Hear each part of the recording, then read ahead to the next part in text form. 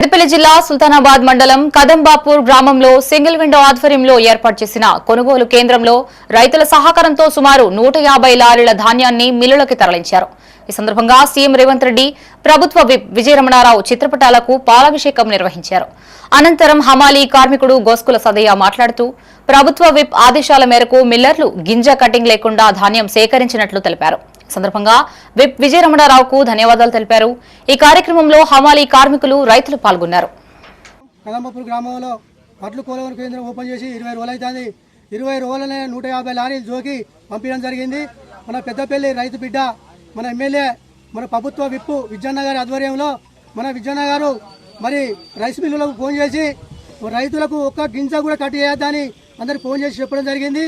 మరి విజయన్న గారు చెప్పడం జరిగింది. రైస్ మిల్లులు కూడా ఒక్క గింజ కూడా కట్ చేయకుండా ఏంటో దించి పంపించడం జరిగింది. మరి మా గ్రామంలో అమ్మాయి కార్మికులు, మహిళా కార్మికులు మరి ఎండనక నీడనక రైతుకు ఇబ్బంది కాదు అని ఆలోచనతో వాళ్ళు ఒక రోజు 7-8 లారీలు జోకి పంపించడం జరిగింది.